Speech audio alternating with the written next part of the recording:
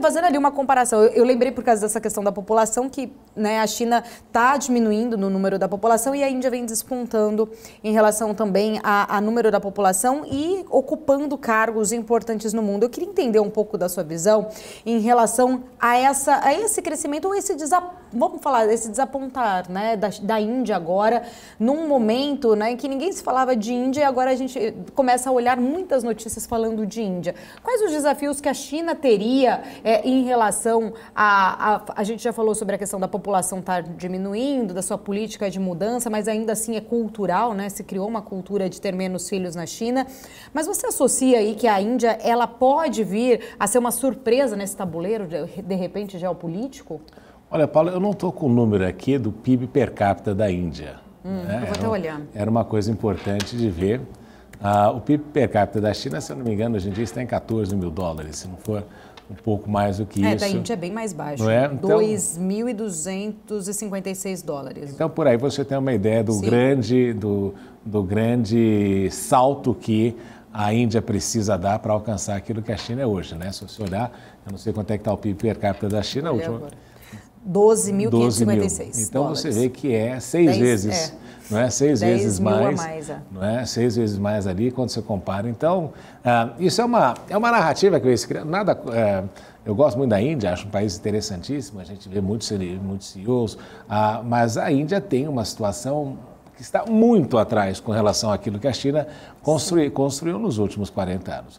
Eu não duvido que a Índia, num sistema político de boa administração, possa lograr ali avançar muito mais do que alcançou. Mas a Índia vem de uma situação muito mais difícil do ponto de vista econômico. Então, e aí o que a gente nota, né, Paula, também, é que você vê uma narrativa que vem sendo criada até mesmo pelos Estados Unidos e pelo Ocidente com relação a uma estratégia indo-pacífica de contenção da China. Eu não acredito que o problema, a China diminuir o número de pessoas vai fazer grandes diferenças na China, até porque eles estão investindo semelhantemente àquilo que o Japão faz, não é? Porque o Japão tem projeções de que em 2050 vai ter 2/3 da população atual.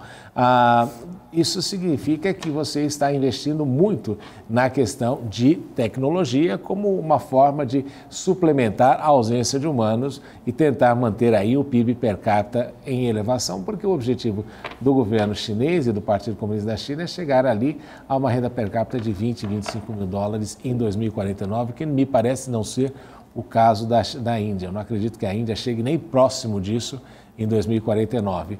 Então, são situações econômicas diferentes, mas que a gente vê toda essa história, dessa narrativa de querer contrapor a China à Índia, mas eu só falo, né? Quem acredita nisso é porque não conhece nem a China nem a Índia e não faz a comparação de um com o outro. A Índia ainda tem um grande caminho a percorrer, tem o elemento religioso, que é extremamente complexo no país, e tem uma elite que é muito difícil também de lidar. Então, são duas situações bem distintas, bem díspares, e às vezes eu até falo, né?